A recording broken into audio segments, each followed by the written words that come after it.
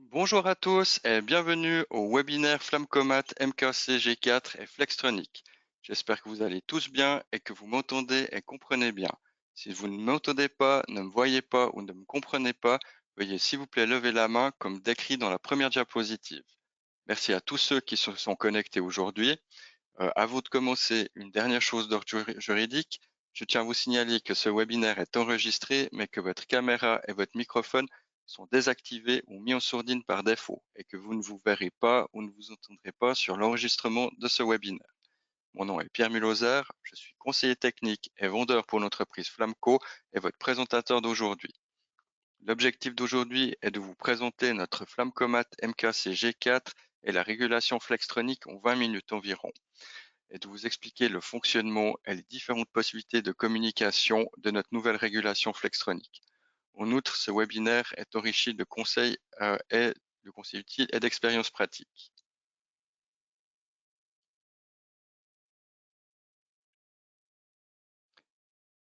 Nous avons actuellement deux modèles de système de maintien de pression avec compresseur chez Flamco. Tout d'abord, faisons la distinction entre ces deux systèmes. Nous avons à droite le MKU G4 qui est lui fait pour des contenances de 400 à 1000 litres et nous avons la gamme Flammcomat MKC G4 qui lui est de 110 à 425 litres. Anciennement, c'est la norme, c'était le modèle Flexcon MKC. Maintenant, c'était renommé au vu de la nouvelle régulation au Flammcomat MKC G4. C'est ce modèle justement qui nous intéresse particulièrement aujourd'hui. Une des grosses différences avec le modèle MKU, c'est que sur le modèle MKU, vous avez la possibilité de rajouter des réservoirs supplémentaires afin d'étendre la contenance jusqu'à 3000 litres. Si on prend un Flammcomat MKU 1000 litres, plus de réservoirs, 3000 litres. Sur le petit modèle, sur le MKC, on n'a pas cette possibilité, il est à utiliser seul uniquement.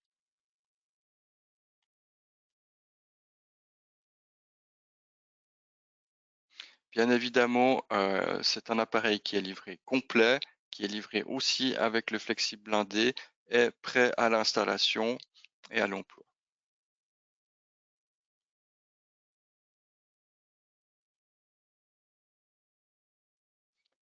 Alors, comme on peut le voir ici, donc, nous avons le compresseur qui est installé au-dessus de l'appareil, derrière la régulation. Nous avons bien évidemment une membrane en butyle, la fameuse régulation dernier modèle qui est la Flextronic. Nous avons bien évidemment un capteur de pression pour pouvoir mesurer la pression de l'installation, ainsi que le capteur de contenu avec sa protection pour le transport. Nous avons aussi sur le petit modèle où c'est installé de base un capteur de rupture de membrane et on a aussi la vanne magnétique de décharge qui se trouve derrière le pied. Ça, c'est tous les équipements, je dirais, standards de notre appareil et qui sont livrés de base.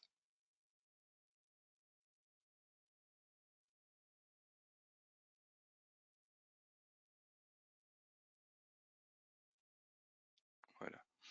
Et bien sûr, la protection du pied de mesure, c'est pour pas qu'il soit abîmé pendant le transport. Une fois qu'il est installé, il faut retirer cette protection, faire la mise à niveau de l'appareil, le raccorder à l'installation et ensuite nous sommes prêts à le mettre en service, par exemple au travers de notre partenaire de service qui est Heuser.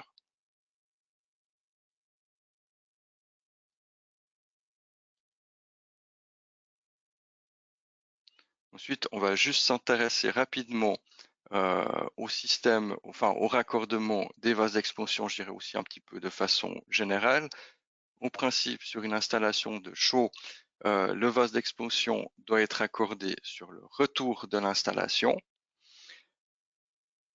ou du côté aspiration de la pompe de circulation, comme on peut le voir ici. Côté aspiration sur le retour, la même chose là.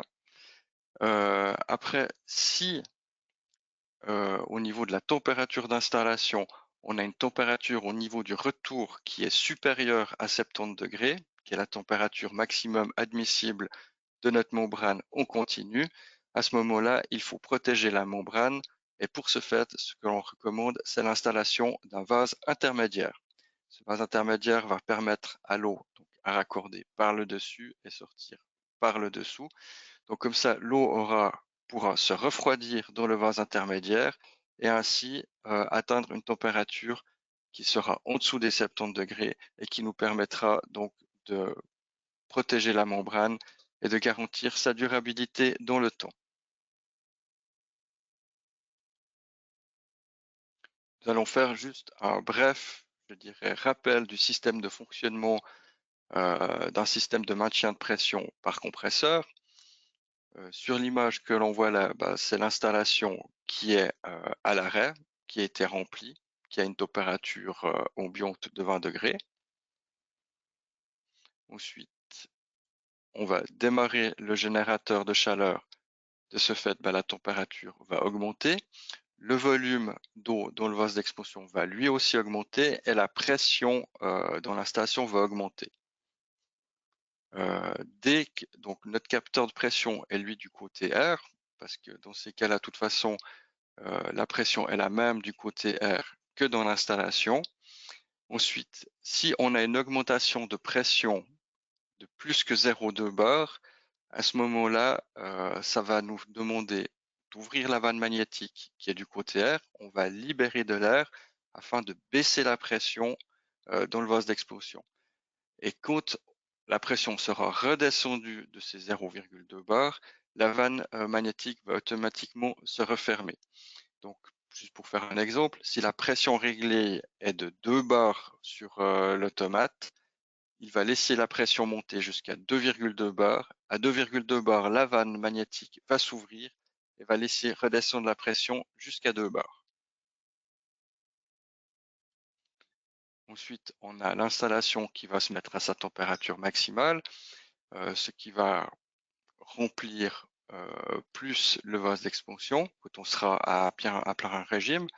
Donc, d'ici qu'on arrive à plein régime, plusieurs fois la pression aura augmenté, la vanne se sera ouverte, la pression sera redescendue, la pression augmente, la vanne s'ouvre, la pression redescend. Ça va faire plusieurs cycles afin de garder une pression, dans mon exemple, par exemple, entre 2 et 2,2 bars. Donc, chaque fois qu'on atteint 2,2, on redescend à 2 bars, on repère ces 0,2 bars qui étaient supplémentaires. Ensuite, quand l'installation perd en température, donc la pression va descendre. Et là, quand la pression sera descendue de 0,2 bar par rapport à la valeur réglée, par exemple, si on prend une valeur de 2 bars, donc si on redescend à 1,8, le compresseur va se renclencher à ce moment-là afin de faire remonter la pression jusqu'à 2 bars pour regagner ces 0,2 bars qui ont été perdus.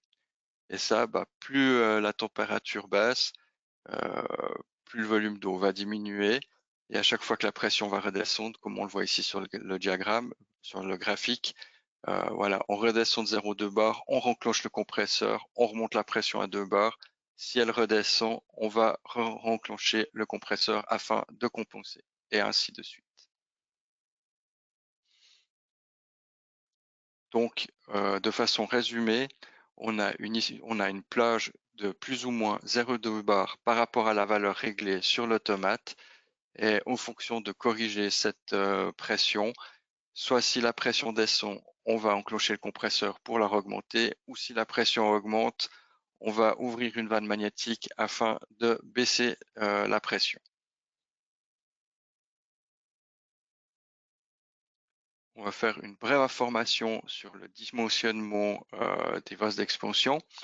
Donc, pour obtenir la valeur d'expansion totale, en général, c'est le volume du système fois le coefficient de dilatation en fonction de la température et fois le coefficient de majoration X pour obtenir le volume d'expansion, plus si par exemple nous avons des accumulateurs, c'est le volume de l'accumulateur fois le facteur d'expansion, mais son coefficient, vu que c'est une valeur, enfin, on est sûr du volume de l'accumulateur.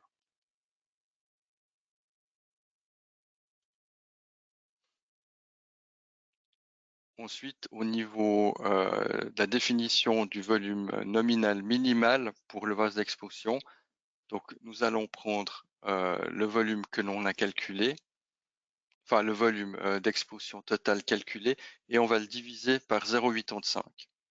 Ceci va nous donner le volume minimal du vase d'expansion.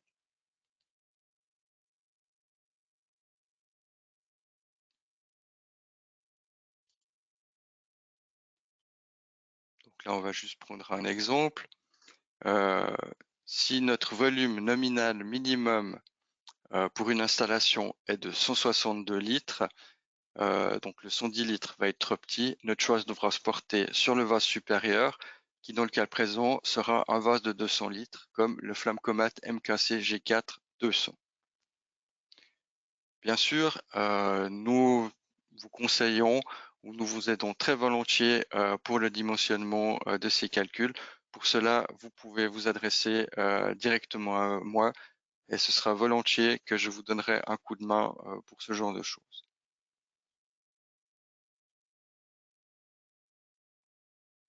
Maintenant, nous allons parler de la nouvelle régulation qui est installée sur notre Flammcomat MKC G4. Donc, c'est la principale mise à jour de ce nouvel automate, c'est d'avoir cette nouvelle régulation et de pouvoir profiter de toutes les nouvelles fonctionnalités que cette régulation apporte. Cette régulation comporte un module Bluetooth qui permet de se raccorder directement sur notre application qui est disponible soit sur iOS, soit sur Android.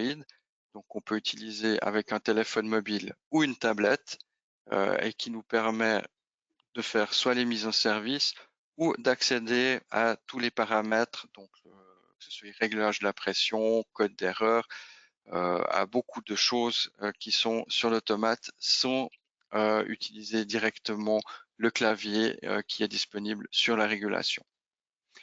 On a aussi de nouvelles possibilités de connexion avec la gestion technique du bâtiment, que ce soit en RS485 ou en Internet. Nous avons aussi la possibilité d'utiliser notre nouveau système Flamme Connect, qui lui est un module supplémentaire qui vient se connecter à la régulation et qui permet d'accéder à distance au travers du réseau 3 et 4G à notre appareil.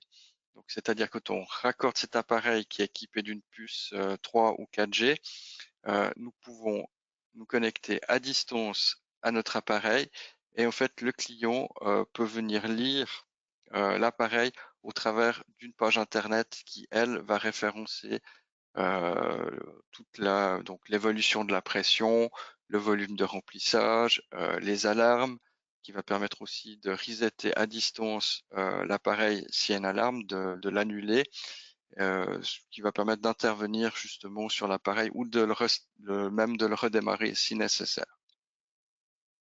Donc ça permet de détecter les pannes, ça permet de faire des choses assez intéressantes. Oups, attendez. Là, c'est passé plus vite que je pensais. Oui, alors là, bah justement, ça, c'est l'intérieur de la nouvelle régulation. Et comme on le voit ici, donc nous avons des nouvelles possibilités de connexion. Nous avons bien entendu en bleu une prise RJ45 Ethernet qui nous permet de nous raccorder soit en Modbus ou en BACnet directement. Nous avons en rouge deux prises CAN qui nous permettent directement une communication entre automates. Ça, c'est pour quand on veut faire par exemple, master-slave, ou nous, on l'appelle aussi le mode coopération chez nous, parce qu'on peut raccorder plus que deux appareils. On peut combiner en tout jusqu'à 10 appareils sur le même réseau. Mais justement, maintenant, c'est inclus de base dans la régulation. On a aussi des prises qui nous permettent de faire du RS485, ce qui nous permet d'utiliser notre passerelle de communication ou alors de faire du Modbus RS485 ou du BACnet RS485. On a aussi en jaune deux sorties analogiques qu'on retrouve ici et ici, qui nous permettent de reprendre la pression du système ou le niveau dans le vase d'expansion en 0 à 10 volts. Et on a encore ici en vert trois sorties pour les signaux de défaut, donc en contact libre de potentiel, et qui sont en plus configurables. L'avantage d'avoir tous ces systèmes, c'est qu'on peut tout raccorder sur la régulation. Au niveau justement de la gestion technique du bâtiment, comme j'ai dit avant, on a la possibilité de faire du Modbus et du BACnet, que ce soit en IP ou en RS485. On pourrait même faire être accordé à deux systèmes de communication différents en même temps. Par exemple, un sur la RJ45 qui serait soit en BACnet ou en Modbus, plus un en même temps sur la RS485 qui pourrait être en Modbus ou en BACnet. Tout ça est configurable dans la régulation. Et surtout, si on est sur une installation, par exemple, qui a du changeover avec un vase d'expansion sur le chaud, un vase d'expansion sur le froid, et qui vont devoir communiquer parce que les deux installations, par exemple, sont sur des systèmes à multivan qui alimentent des ventiloconvecteurs, où on a des transferts d'eau entre les deux systèmes. Là, on pourra facilement raccorder les deux régulations et les faire communiquer afin qu'ils gèrent ensemble le niveau dans les vases d'expansion. Et justement, le gros avantage, c'est que en ayant cette régulation, le client final, l'installateur, n'a pas besoin de rajouter des modules supplémentaires. Tout est compris dans le prix du vase d'expansion de base. Du coup, même si c'était pas prévu lors de la commande, quand on se retrouve sur site, il nous suffit de paramétrer et de faire raccorder par l'électricien les différents appareils pour résoudre par exemple un problème de master-slave, à peu près tous les problèmes de communication aussi. Enfin, ce qu'on a permet, je dirais, de répondre à la plupart des demandes actuelles des systèmes les plus demandés.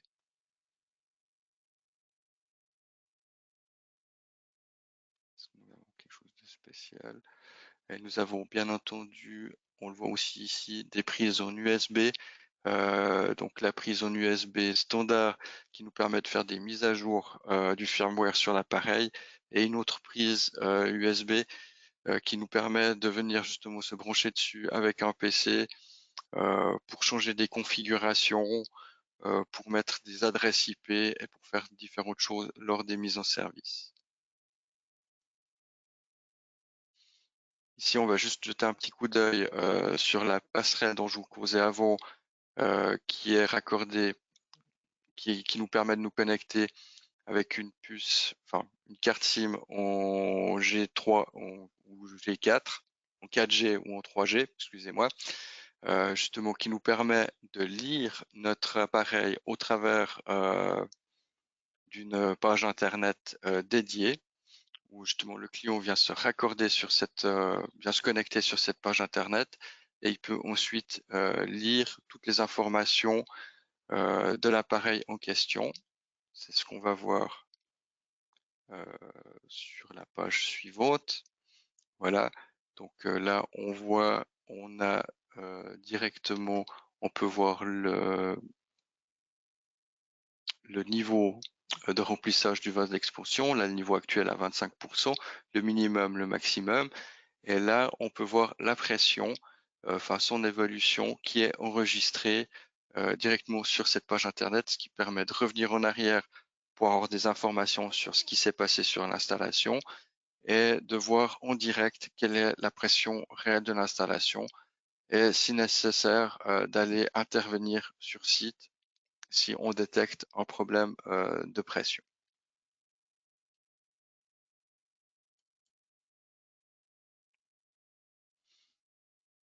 Alors une petite information donc concernant le déploiement de notre nouvelle régulation Flextronic. Nous avons commencé par équiper avec la régulation Flextronic le Flamcomat G4, qui est notre système de maintien de pression par pompe de transfert. On l'a étendu au Flamme-Comat Starter, qui est une de ses variantes, qui est aussi du maintien de pression par pompe de transfert. On l'a d'abord eu sur notre gros vase d'explosion à compresseur, le MKU, enfin le Flamme-Comat MKU G4. Et dernièrement, donc depuis le début de l'année, on l'a étendu au vase d'explosion à compresseur pour les petits volumes, donc des volumes 110 à 425 litres, comme on l'a dit avant, qui lui est le Flamme-Comat MKC. On a aussi la possibilité de faire du rétrofit sur les installations existantes.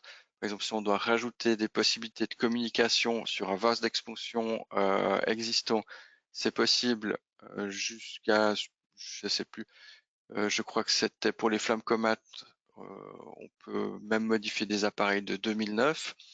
Après, on peut nous poser la question, mais il est tout à fait possible de mettre à jour les appareils qui ont l'ancien système de régulation avec la régulation Flextronic. Et comme ça nous permet de disposer du dernier système de régulation, des derniers systèmes de communication comme le Modbus LBACnet, même en RJ45, sur des automates anciens grâce à la nouvelle régulation. Cette régulation de dernière génération va aussi être étendue dans le futur à nos appareils de dégazage automatique comme le Vacuumat Echo ou le NA.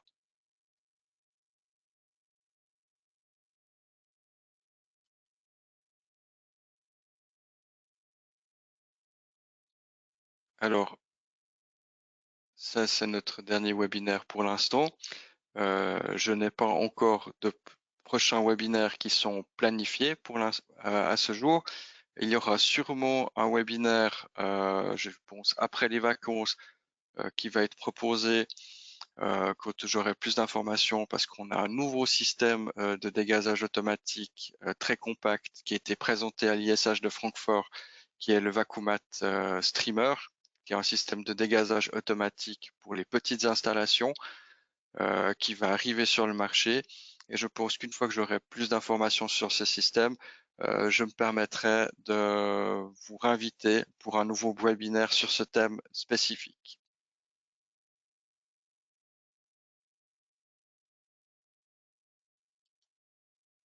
Voilà. Donc, nous sommes arrivés à la fin de ce webinaire. Si vous avez des questions, n'hésitez pas à les poser directement sur l'application. Si vous n'avez pas de questions actuellement, c'est magnifique. Je pense que j'ai été relativement clair par rapport à tout ce que j'ai expliqué. Si nécessaire, moi je suis à votre entière disposition pour toute question sur nos systèmes d'explosion. Vous pouvez me contacter directement par téléphone ou par email. Mes coordonnées se retrouvent sur notre site internet, sur le site internet de Flamco au niveau des contacts. Et je suis là à disposition pour tout, que ce soit pour des questions de dimensionnement, des questions techniques. Il n'y a pas de problème. Je suis là pour vous renseigner. Je vous remercie d'avoir pris du temps pour écouter ce webinaire.